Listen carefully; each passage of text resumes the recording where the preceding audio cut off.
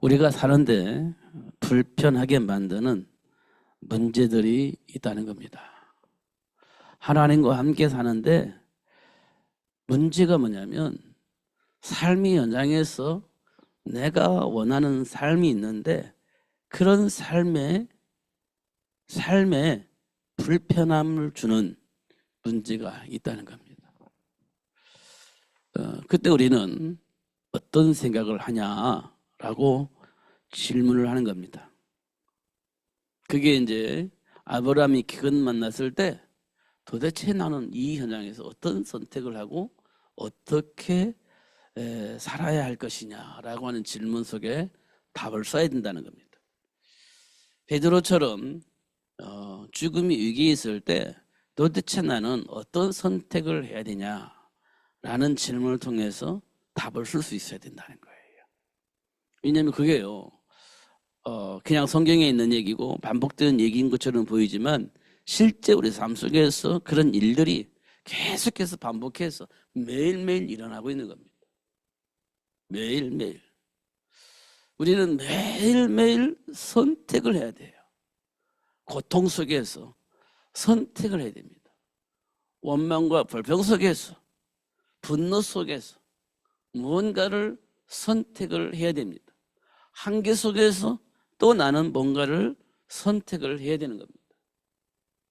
이런 삶이 하루 종일 우리 삶 속에서 일어나는 겁니다. 그냥 아무것도 아닌 것처럼 지나가는 일들이 있겠지만 진짜 나에게 데미지를 주는 그런 일로 일어납니다. 그때 나는 어떤 기준을 가지고 그 현장을 분석하고 그 현장 속에서 어떤 선택을 해야 할 것인지에 대한 답을 써야 되는 겁니다. 그때 우리가 하나님의 말씀 붙잡고 기도한다면 굉장히 중요한 일이 일어날 겁니다. 굉장히 중요한 일이 일어날 거예요. 그러나 본능적이라고 하면 어떻게 할까요? 본능적이라면 나도 모르게 본능적인 반응이 나거든요. 그때는 어떤 분석과 어떤 선택이 일어날 것인가, 이런 부분도 우리가 보는 것이 굉장히 중요해요. 성경을 보면 그래요. 가인과 아벨이 응답을 받지 못하니까 본능적으로 나타났습니다. 본능적으로. 나는 하나님 왜 내게 응답을 안 하시지? 나는 최선을 다했는데 최고의 곡식을 잘 준비해서 하나님께 정성을 다해서 드렸는데 왜 하나님 내게 응답을 안 하실까? 그런데 왜 아벨이 응답하시지? 이 본능적인 반응입니다. 본능적인 반응. 가인에게서 나타났어요. 왜 동생 건 하나님 응답하시고 왜 내 건 응답 안 하셔? 나는 최고의 곡식을 가지고 최고의 정성을 다해서 갖고 왔는데 왜 응답을 안 하셔? 이렇게 반응을 한 거예요. 이게 본능적인 반응입니다. 우리가 근데 아벨은 응답을 받았는데 왜 하나님 응답을 하셨지? 생각을 하는 거예요. 하나님과의 관계 속에서 확인하는 겁니다. 분명히 아담과 하와를 통해서 희생제물 어린 양의 피 비밀을 전달받았을 거 아니에요. 그러니까 아벨은 그 피제사를 드렸고 아벨은 농사짓는 자로서 곡식을 가지고 간 거예요. 근데 피제사를 오해를 한 겁니다. 너는 양치는 자니까 그래 뭐 그렇게 해. 나는 곡식을 그 농사짓는 사람이니까 곡식 가지고 갈게. 그들은 최선을 정성을 다해서 할 거야. 이렇게 생각을 한 겁니다. 저는 난 농사짓는 사람이니까 최고의 최상의 곡식을 가지고 하나님께 드리는 것 뭐가 문제입니까? 내가 농사짓는 사람인데. 아벨은요 양치는 사람, 자기가 치는 양을 가지고 최고 좋은 양을 하나님께 드렸겠죠. 똑같이 최고의 상품을 하나님께 드렸는데 왜 가인은 안 받으시고 아벨은 받으셨을까? 이거 질문을 해야 되는 겁니다. 본능적으로 왜 그랬습니까? 하면서 화낼 것이 아니라 질문을 하는 거예요. 그랬더니 가인도 하나님은 우리에게 여자의 후손을 보내주겠다 약속을 하시고 그 증거로 희생제물 어린 양의 피를 하나님께 가지고 오라고 그렇게 말씀하셨구나. 그러면 내가 희생제물을 드려야 되겠구나. 이렇게 됐다면 얼마나 좋아하겠어요. 근데 지금 나는 농사 짓는 사람인데 그 양리피를 어떻게 가지고 가요? 그 곡식 팔아가지고 양 잡아가지고 다시 드려야 되는 겁니까? 불편하게 이렇게 생각할 수도 있는 부분이잖아요. 근데 하나님은요, 뭘 원하시냐면 희생 제물의 어린 양의 피를 요구하신 거예요. 그게 하나님의 요구사항입니다. 내가 농사 짓는 사람이든 뭐 하는 사람이 그게 중요한 게 아니에요. 정성을 드렸냐, 추상품을 드렸냐, 그게 중요한 게 아니에요. 하나님 앞에 나올 때 뭘 가지고 나간다? 피를 가지고 나간다. 이게 하나님의 약속이에요. 근데 우리는요, 우리 생각대로 최고의 정성을 들여서 최상을 드리면 하나님 기뻐하시지 않을까? 이건 우리 생각이죠. 가인과 아벨 사건을 통해서 지금 우리에게 말씀하시는 내용이에요. 그러니까요, 어떤 사람은요, 과거의 일이지만 예수 밖에도 구원이 있다 이런 말을 하는 거예요. 예수 밖에, 오직 예수 외에는 구원할 자가 없다 얘기하는데 예수 밖에도 구원받을 자가 있어. 예수 밖에서도 구원을 받을 수 있어. 이렇게 얘기하는 사람이 있습니다. 신학교 교수 가운데 어떤 사람이 그랬어요. 난리가 났었죠. 어떻게 그런 말을 할 수 있느냐, 신학교 교수가. 그런데요, 그 사람은 학교에서 제적을 시키잖아요. 너는 교수 자격이 없어. 어떻게 예수 밖에도 구원이 있다고 말할 수 있어? 너는 안 돼. 이렇게 이제 학교에서 이 사람을 사퇴를 시켰어요. 학생들이 읽어놨죠. 대물에서. 왜 그런 훌륭한 교수를 쫓아내느냐 이렇게. 그게 신학교에서 일어난 사건이에요. 하나님이 원하신 건 뭐니까? 오직입니다. 오직 예수. 오직 예수. 그런데 예수 밖에도 구원이 있다. 굉장히 논리적으로 설명했겠죠. 학문적으로 설명을 했겠죠. 그 사람들이 와, 그럴 수도 있겠구나 이렇게 받아들였겠죠. 학생들이. 그럴 수도 있습니다. 그런데 성경을 보면, 하나님 앞에서 보면 그게 얼마나 무식한 얘기인지 알 수 있어요. 학문적으로는 굉장히 논리적으로 유식하게 얘기를 했겠지만 하나님 앞에서는 굉장히 무식한 얘기가 되는 거예요. 근데 그 말을 듣고 학생들이 와, 이렇게 이제 환호를 하고 그 사람을 자르는 학교를 향해서 데모를 했다. 이런 사건들이 벌어졌죠. 우리는 하나님 앞에서 현장을 볼 수 있는 눈이 열려야 됩니다. 그 왜 그랬을 것 같습니까? 왜 그런 일이, 그런 반응이 나타났을 것 같습니까? 학교에서. 그게 현실 문제입니다. 현실 문제를 해석이 달려져 있어요. 해석이 달려져 있어요. 현실 문제를 해결하는데 해석이 다르단 말이에요. 그러니까 하나님과의 관계가 분리가 돼서 문제가 있다라고 문제가 있다라고 보면 하나님 만나는 길을 여자의 후손 한 분밖에 안 주셨잖아요. 그리스도 외에는 구원할 자가 없잖아요. 그런데 이 사람은 뭘 봤냐? 현실 문제를 본 거예요. 하나님과의 관계에서 본 게 아니라 지금 현실의 문제, 해결할 수 없는 이 문제, 저주 같은 재앙의 문제, 이 문제를 어떻게 해결할 것인지에 초점을 맞춘 거예요. 그러니까 무당이 하는 짓을 보니까 진짜 사람을 살리기도 하고 질병을 해결해 주시기도 하고 막 그러잖아요. 와, 그럼 저것도 뭔가 있네? 이렇게 보는 거예요. 있구나 이렇게. 그럼 오직 예수를 통해서 문제가 해결되는 것이 아니라 예수 밖에서도 문제가 해결될 수 있는 길이 있을 수도 있겠다 이렇게 보는 거죠. 예수 밖에서도 문제가 해결될 수 있는 길이 있겠는데 이렇게 보는 거죠. 근데 그걸 확대하면 예수 밖에도 구원이 있다. 이렇게 설명이 되어진 겁니다.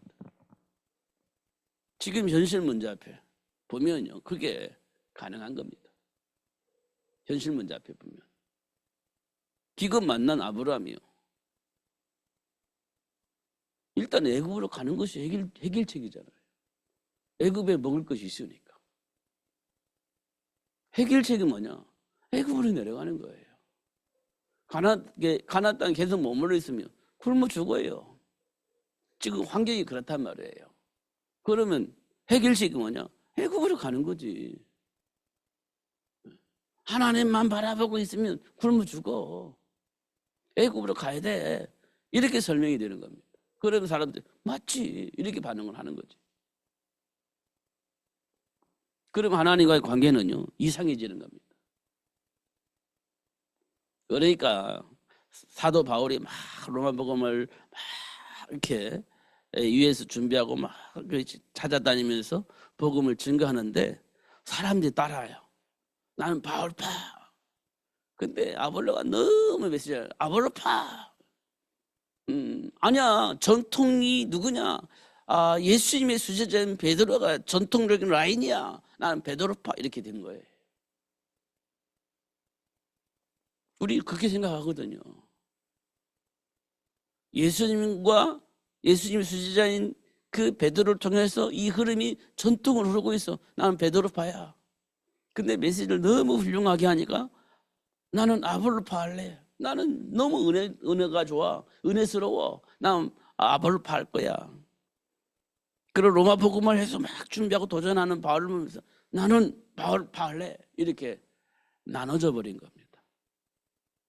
그게 현실 문제입니다. 그 현실 문제. 그러니까 바울이 뭐라고 말했습니까?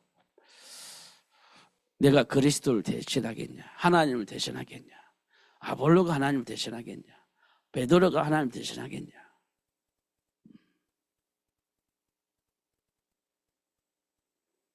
우리는 밭 깔고 씨 뿌리고 물 주고 하는 일이고 생명을 태어나게 하시는 분 하나님이시다. 오직 하나님이시다. 우리는 하나님 앞에 서야 된다. 이렇게 얘기를 하게 되어집니다. 현실 문제 보면 베드로가 맞는 것 같고, 현실 문제 앞에서 보면 아볼로가 맞는 것 같고, 현실 문제 앞에서 보면 바울이 맞는 것 같고, 그럼 나는 어느 파에 들어갈 것인데 어느 파에 들어갈 것이냐, 이렇게 나눠지는 현장도 성경에 기록되어 있습니다. 지금 우리 삶의 현장에서 나에게 어떤 영향을 주면 그 영향을 받고 따를 수밖에 없는 상황이 벌어지는 겁니다. 그러면 따라가게 되는 거죠. 어쩔 수 없이. 나는 바울파 할래. 나는 그리스도파 할래. 나는 뭐 그냥 아볼로파 할래. 나는 베드로파 할래 하고 나눠지게 되어지는 겁니다. 맞는 거 틀리지는 않은 것 같아요. 그런데 하나님 보시기에는 아니죠. 하나님 보시기에는 아닌 겁니다. 이런 것도 우리가 확인을 꼭 해야 됩니다. 현실 문제 앞에서는 그게 답인 것처럼 보이지만 그렇지 않다. 우리는 뭘 알아야 되냐면 하나님의 배경을 알고 하나님의 배경 속에서 준비된 미래를 보고 준비를 하는 겁니다. 하나님의 배경 속에서 하나님이 약속하신 미래를 보고 지금의 삶을 사는 거예요. 그래야 지금 내게 와 있는 그 문제 앞에서도 흔들리지 않습니다. 이미 나는 미래를 알고 있고 그 미래를 준비하고 있기 때문에 지금 어떤 상황 따라서 흔들리지 않는단 말이에요. 요셉이 그런 거예요. 요셉이 꿈을 꿨잖아요. 요란 곡단이 자기를 위해서 자기를 중심으로 두고 절하더이다. 꿈을 꿨잖아요. 해와 달과 11별이 자기를 중심에 두고 절하더이다. 이렇게 돼 있잖아요. 근데 그 꿈을 얘기하니까 형들이 해석을 했잖아요. 그게 하나님이 요셉에게 준 비전이에요. 너는 그렇게 될 거야 라고 하는 비전이었습니다. 그런데 어느 날요, 노예로 팔려나가는 겁니다. 그 비전은요 어마어마한 거잖아요. 근데 노예로 팔려나가요. 이거 뭐야? 이렇게 할 수밖에 없잖아요. 분명히 하나님이 계획이 있어서 하나님 나를 불러서 이렇게 세우셨는데 형들에 의해서 노예로 팔려나 노예가 되어버렸어요. 그 노예 생활이 만만치 않잖아요. 근데 하나님의 배경 속에서 준비된 복을 누리고 있는데 주인에 의해서 누명 쓰고 또 감옥에 갑니다. 이거 뭐냐 도대체. 이제 감옥에 가면 이제 돌아설 수가 없잖아요. 기회가 없지 않습니까? 도대체 뭐냐 하고 있을 때 애굽의 장관들을 만나서 꿈을 해석해 줍니다. 나를 잊어버리지 마세요 부탁을 했는데 잊어버렸어. 장관들이. 소망이 없어진 거잖아요. 그런데 어느 날 바로의 왕궁에서 연락이 왔어요. 만나자. 근데 누가 있었냐 거기에 보니까 장관이 있어. 꿈 해석을 해서 복귀한 장관이 있어요. 왜 불렀냐 보니까 바로가 꿈을 꿨는데 해석해 주는 사람이 없다. 그래서 요셉이 해석을 하고 총리가 되지 않았습니까? 그때 누가 오죠? 요셉의 형들이 와서 절을 합니다. 그 다음에 또 누가 오죠? 아버지와 엄마가 와서 또 절하면서 들어옵니다. 그러면서 요셉이 형들에게 얘기를 합니다. 당신들이 나를 이곳에 노예로 판 것이 아니라 하나님이 당신의 계획을 이루기 위해서 생명을 보존하기 위해서 당신들의 손을 통해서 날 이곳에 보낸 것입니다 라고 얘기를 하는 겁니다. 그러니까 그 해석 앞에서는 아무런 문제가 없어요. 노예로 팔았든지 뭐 누명을 쓰고 감옥에 집어넣었든지 그 아무 문제가 되지 않아요. 걸림돌이 되지 않습니다. 왜? 하나님이 나를 통해서 하나님 원하시는 일을 하기 위해서 그들의 손을 이용을 한 거잖아요. 그거 안다면 상처가 될 일도 아니고 문제가 될 일도 아니에요. 하나님이 아시는 일들이니까. 그걸 우리는 봐야 돼 지금.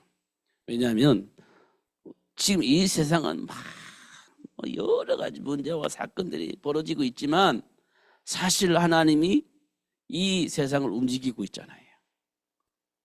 세계복음화 때문에. 그러면 이 현장 속에서 하나님이 하시는 일들을 보는 것이 굉장히 중요합니다. 노예로 팔려나갔을 때 요셉이 그걸 본 거예요. 기도하면서. 그래서 하나님이 원하신 그 일을 위해서 형통한 복을 받아 누리게 되어진 겁니다. 감옥에 있을 때도 마찬가지예요. 소망이 없어진 것처럼 보이는데 계속 하나님과 소통하면서 하나님 준비한 복을 보게 되어진 겁니다.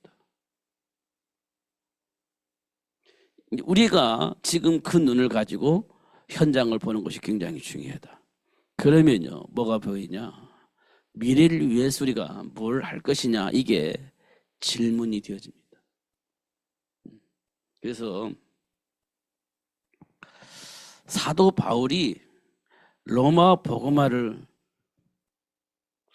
마음에 두었잖아요. 로마 복음화를 마음에 두었잖아요. 로마를 복음화하려면 어떻게 할 것이냐. 이게 사도 바울이 가지고 있는 생각입니다.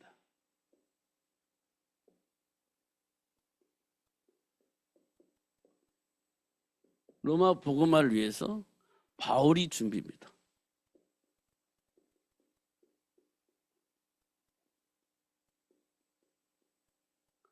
바울이 준비. 바울은 로마 복음화를 위해서 뭘 준비했냐 보니까요.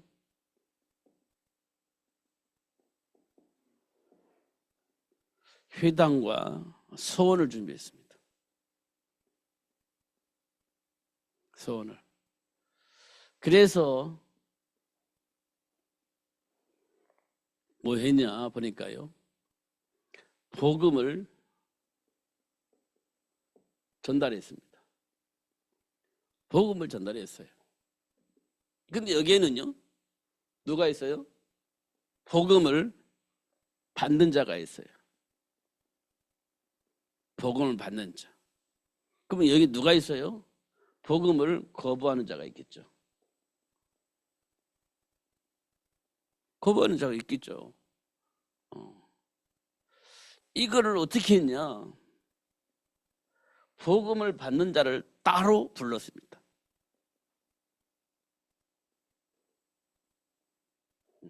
거부하는 자는 일단은 제의하고 받는 자를 따로 불렀습니다. 그래서 뭘 알렸냐? 인간의 정체성.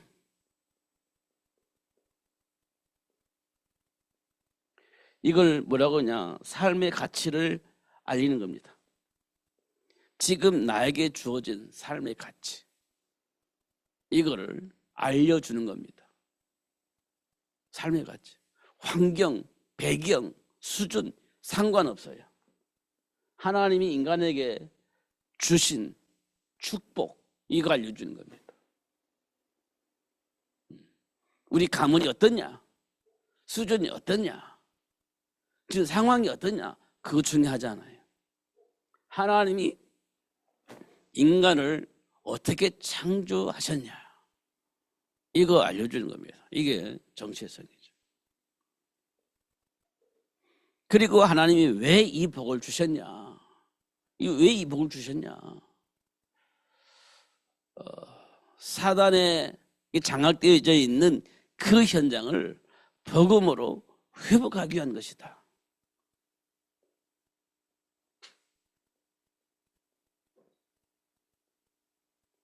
복음으로 회복하는 것이다. 이렇게. 로마의 식민지에 있었으니까, 로마의 수국이었으니까 로마의 정치가, 로마의 철학이, 로마의 문화가 지금 우리 생각과 삶을 다 지배하고 있지만 사실은 그게 아니야. 하나님과 함께 하나님 나라가 회복되어지는 것이 가장 중요해. 그러면 빈부 귀천 이게 없어. 그게 없어. 하나님 앞에서 그냥 하나가 되는 거야. 이런 내용을 얘기를 한 겁니다. 그래서 이 말을 알아듣는 자들을 따로 세워서 훈련시킨 거예요. 이 사람들이 준비를 했겠죠. 그러면 이 사람들이 어떤 사람들이었냐? 로마서 16장 일꾼으로 준비된 거예요. 그래서 각자 이 사람도 그 현장을 살리기 위해서 뭐 했겠어요? 열심히 준비했겠죠. 공부했겠죠. 실력을 갖췄겠죠. 인격도 회복되었겠죠. 현장을 살려야 되니까, 회복되어야 되니까, 분부 기천 상관없이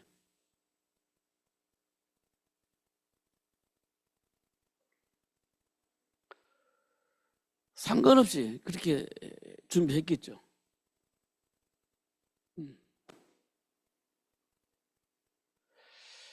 그렇게 해서 어떻게 했겠습니까? 그래, 현장 살려야 돼 하면서 나름대로 준비해서 현장에 파고 들어간 겁니다. 현장을 장악한 거예요. 예를 들어서요, 우리나라에는 삼성이 있고, 우리나라는 그 LG가 있고, 뭐 또 우리나라엔 큰 기업들이 많이 있지 않습니까? SK도 있고 있지 않습니까? 그 사람들을, 그 현장을 하나님의 백성들이 다 하나님이 원하는 그 일을 위해서 준비되어 있다 생각을 해보세요.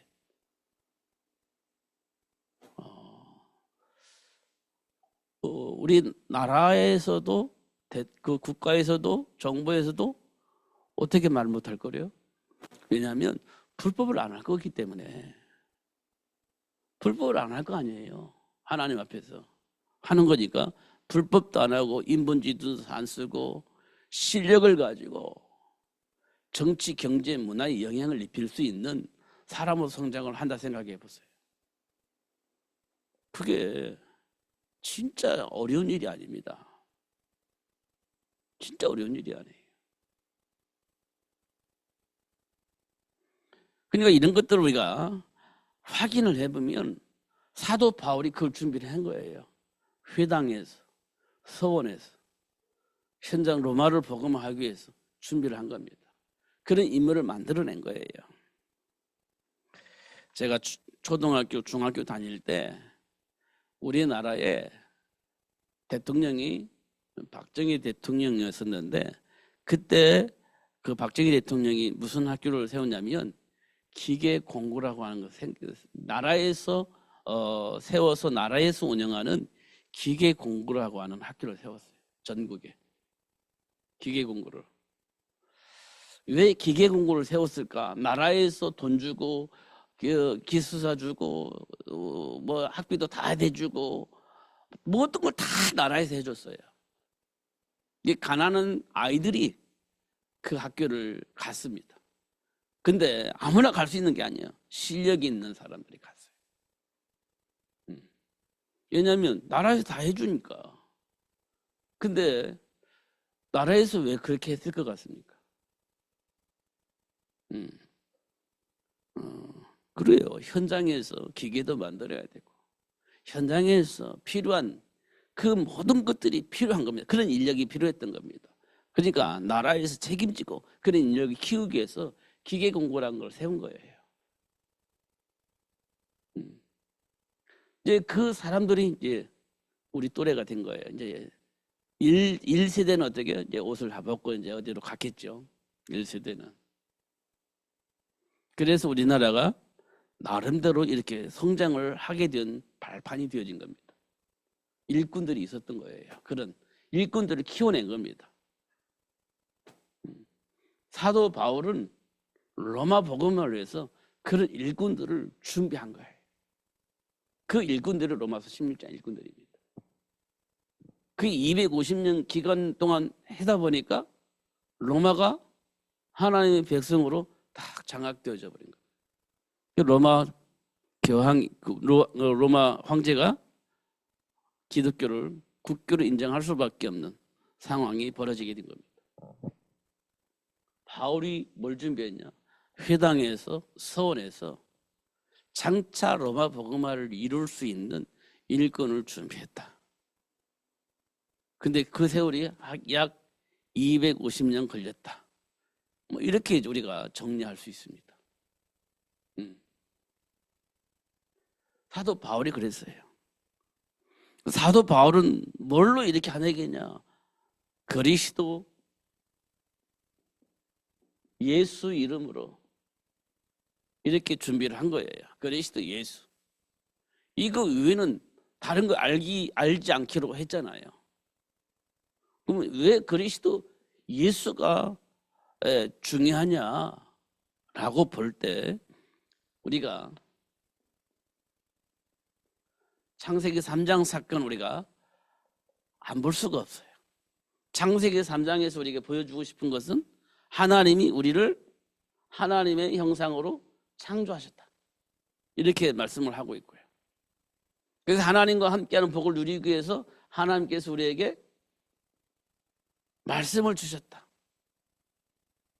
그런데 창세기 3장 1절에서부터 7절에 보니까 사단이 속아서 하나님을 불신앙하고 하나님을 떠나버렸다. 이거잖아요. 떠나버렸다.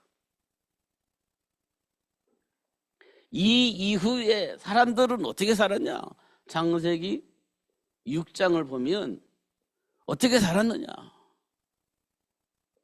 오직 성공을 위해서 삶을 살고 있었다. 오직 성공을 위한 것이다. 그리고 두 번째, 이 성공을 위해서 자기가 원하는 것은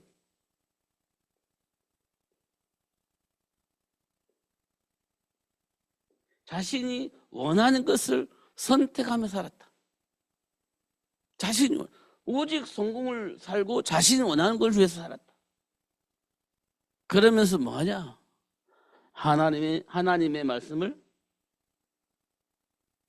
거부했다. 창세기 6장에 보니까 하나님을 떠나면서부터 하나님을 거부하며 살았다. 그런데 이걸로 사는 게 아니라 이들은 뭐 했냐? 창세기 11장에 보니까 두려움 속에 살았다. 두려움. 심판에 대한 두려움. 이 속에 살았다. 그래서 뭐 했냐? 이 두려움을 해결할 수 있는 탑을 쌓았다. 바벨탑을 쌓았다. 두려움의 해결책으로, 두려움을 해결책으로 바벨탑을 쌓았다. 그래서 하나님은 이 사람들을 어떻게 하셨냐? 소통이 되어지지 않도록 언어를 혼잡하게 만들었고 흩어버리셨다. 이렇게 말하고 있습니다. 흩으셨다. 그래서 우리에게는 오직 예수가 필요하다. 이 문제를 해결하기 위해서는 오직 예수가 필요하다.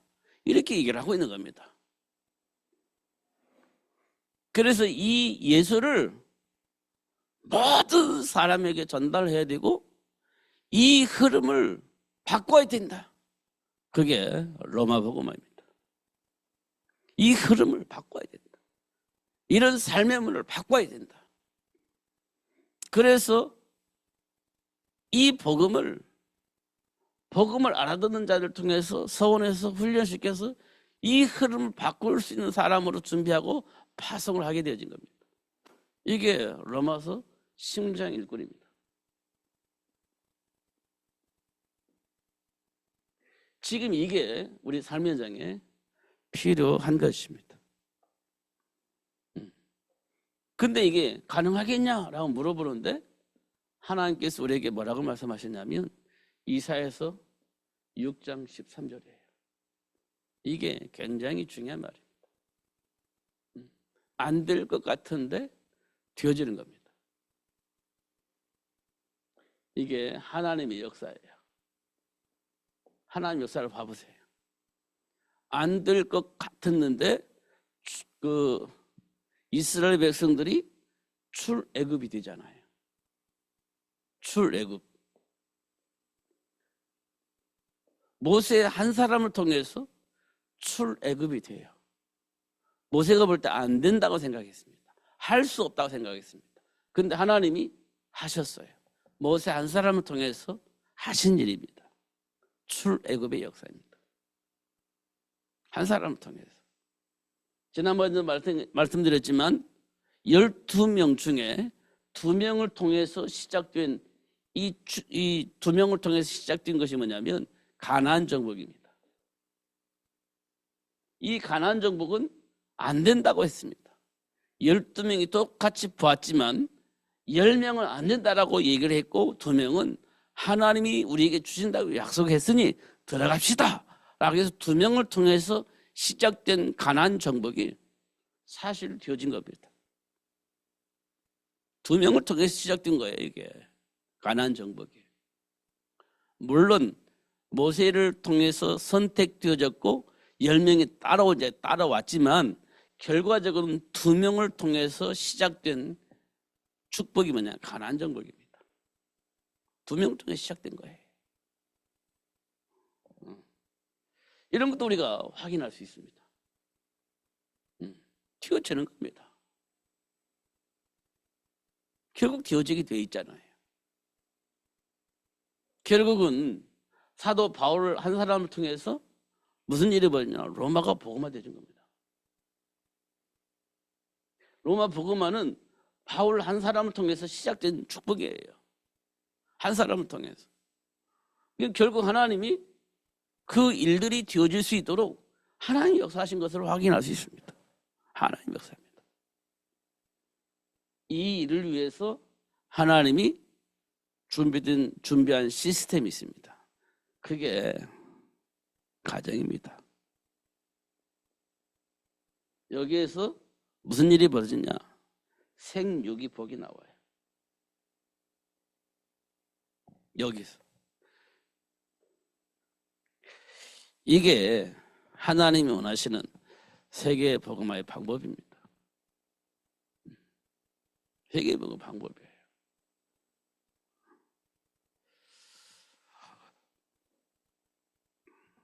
나는 아볼로가 좋아. 나는 게바가 좋아. 나는 바울파 할래. 나는 그리스도파 할래.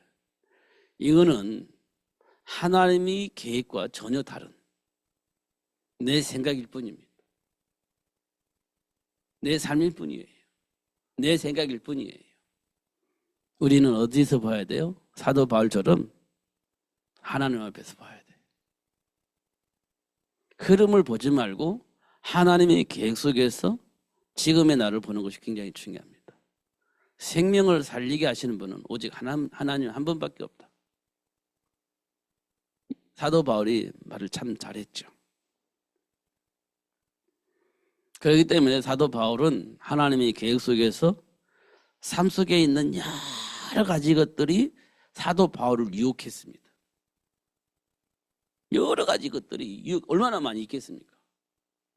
다른 자들도 있고 합시다 말하는 사람도 있을 거고 여러 가지가 있을 거 아니에요. 근데 사도 바울은 그 모든 배경을 어떻게 해결했냐? 배설물로 이렇게 얘기했습니다. 자기 유혹되어지는 그 모든 것들을 배설물로 하나님 앞에서 볼 때 방해가 되어지는 것이라고 한다면, 그게 걸림돌이 되어지는 것이라고 한다면 배설물로. 그러면서 수많은 학문과 철학을 통해서 또 여러 가지 공격이 왔을 거 아니에요. 그때 사도 바울은 그거 문제 해결책이 아니고 그건 초등학문에 불과해, 이렇게 해석이 된 겁니다. 삶의 현장이 얼마나 필요한 겁니까? 삶의 철학이. 그리고 그걸로 인해 수많은 유명한 사람이 될 수 있고 수많은 사람들을 이렇게 같이 함께 할 수 있는데, 그거 진짜 문제 해결할 수 있는 방법이 아니야. 그건 초등학문에 불과해, 이렇게 해석을 한 겁니다. 그리고 더 이상 걸림돌이 된다면 배설물로 여기고 버렸다, 이렇게 얘기를 했습니다. 지금 이게 우리에게 굉장히 중요한 일입니다. 그냥 단순하게 그냥 흐르는 그 흐름이 아니에요. 진짜 중요한 일입니다.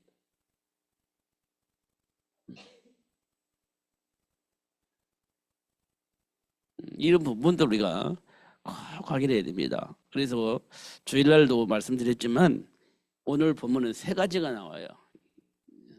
먹는 문제, 하나님을 향한 말씀, 믿음의 문제, 그 다음에 내 안에 숨겨져 있는 동기적인 삶의 문제. 이 세 가지를 우리가 확인을 해야 됩니다. 먹는 문제, 하나님 향한 믿음의 문제, 내 속에 숨겨져 있는 삶의 동기적인 문제. 이 세 가지가 이 속에 숨겨져 있습니다. 이때마다 예수님은 마귀에게 떡으로 사는 게 아니야, 하나님의 말씀으로 사는 거야.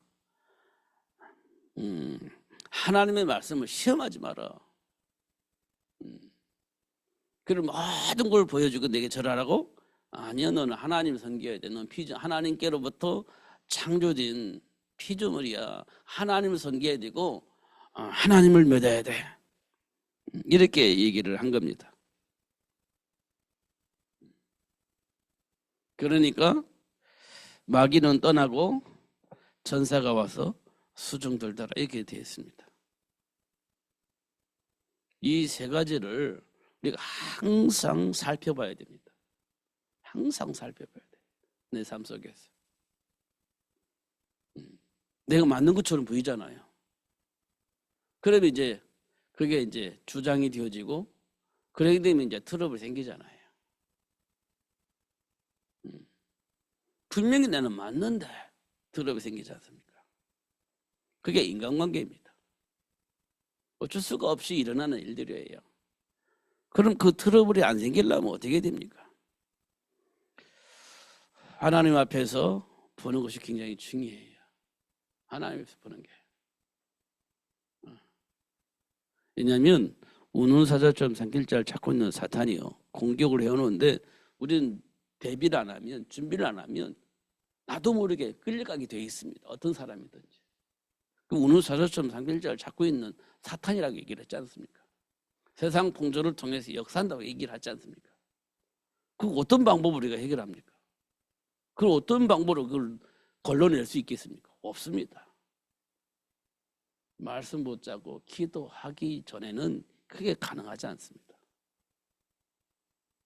그걸 요셉이 잘했고 다니엘과 세 친구들이 잘했습니다. 그래서 승리한 거예요. 목동 다윗이 그걸 잘했습니다. 그래서 그 골리앗 앞에서 승리한 거예요. 내가 예수를 모르면 그걸 모르고 누릴 수가 없습니다. 예수를 알면 비로소 알게 되고 그 복을 누릴 수 있게 되어지는 겁니다. 그런 사람이 이 세상에 필요하다.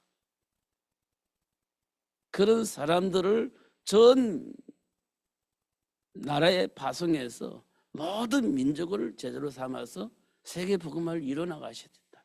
이게 예수님께서 제자들에게 주신 메시지예요. 그러기 위해서 내 어린 양을 복음 안에서 잘 양육을 해야 되는 것이다. 이렇게 말을 하고 있습니다. 지금 현실 문제만 보면 답을 쓸 수가 없어요. 하나님이 준비한 복음을 가지고 하나님이 준비한 계획을 가지고 지금의 현장을 보는 것이 중요합니다. 지금 삶 속에서 만난 그 문제를 그렇게 해석하는 것이 중요해요. 그런데 현실의 문제를 해결하는데 거의 집중하게 보면 하나님의 계획과 상관없이 다른 것을 하게 되어 있습니다. 왜냐? 지금 당장 문제 해결해야 되니까. 그럼 아브라함처럼 그런 선택을 할 수밖에 없겠죠. 문제가 해결하려면 그렇게 할 수밖에 없으니까. 그렇게 해서 우리가 잘못된 선택을 하게 되어지는 겁니다. 현실의 문제를 해결하려고 찾다 보면 그렇게 잘못된 해석을 하고 잘못된 선택을 하는 거예요. 베드로도 역시 마찬가지였잖아요. 그렇게 당하지 않으려면 하나님의 전체적인 스케줄을 보는 거예요. 그 전체적인 스케줄이 세계복음화입니다. 그 세계복음화 속에서 지금의 나를, 지금의 현실을 보는 것이 굉장히 중요해요. 그러려면 하나님이 뭐라고 약속을 하시냐, 이걸 내가 응답을 가지고 있어야 되고 그 해석을 통해 그 답을 가지고 지금의 문제를, 지금의 내 안에 있는 감정을 이렇게 조명을 해야 되는 겁니다. 그래야 답이 나와요. 그러면 됩니다. 한나가 아기가 없어서 가문을 이을 아들이 없어서 그렇게 부르짖었는데 하나님께서 그 한나에게 답을 주잖아요. 한나에게는 가문을 대를 이을 아들 하나가 필요했을 뿐이에요. 그거 놓고 기도했습니다. 근데 하나님은요, 한나에게 가문의 대를 잇는 것이 중요하냐, 하나님이 원하시는 그 일을 하는 것이 중요하냐, 이렇게 질문하잖아요. 한나는요, 하나님의 말씀을 알아듣고 가문의 대를 이을 아들보다 하나님이 원하시는 그 아들을 원했습니다. 하나님께서 한나에게 사무엘을 주시잖아요. 하나님 원하신 그 일을 이룰 수 있는 그 아들을 주신 겁니다. 그래서 미스바 운동을 하게 했고요. 그런 것도 우리가 보는 것이 굉장히 중요해요. 그게 우리에게 중요한 겁니다. 현실 앞에서. 하나님이 하실 겁니다. 저는 그거 믿습니다. 한 사람 가지고도 하나님은 하실 수 있고요. 하나님이 원하시는 세계복음화를 이루기 위해서 7천 제자도 숨겨놓으셨다고 했는데 그렇게 하나님이 역사하실 겁니다. 결국은 당신이 원하는 그 일이 이루어질 수 있도록 축복하실 것인데 그 시작을 지금 우리에게 하시고 계시는 겁니다. 그 시작을. 속지 마시고 하나님의 배경 속에서 내게 주어진 복을 확인하시고 그 복을 누리는 여러분 되어지기를 예수님 이름 축복합니다. 기도하겠습니다. 살아계신 하나님 아버지 감사합니다. 오늘도 최고의 복을 주시고 알게 해주셔서 감사합니다. 현장 앞에, 현실 앞에, 문제 앞에, 갈등 앞에 흔들리지 않고 하나님의 배경 속에서 준비된 복을 보게 하시고 그 복을 누릴 수 있도록 성령으로 역사하여 주시옵소서. 오늘 또 최고의 복을 주시고 알게 해주신 것 감사합니다. 다시 한번 그리스도 예수 안에서 나의 정체성을 확인하고 하나님 주신 말씀 안에서 분별하고 그 안에 준비된 복을 보게 하시고 그 복을 선택하며 살 수 있도록 축복하여 주옵소서. 예수님 이름으로 기도하옵나이다. 아멘.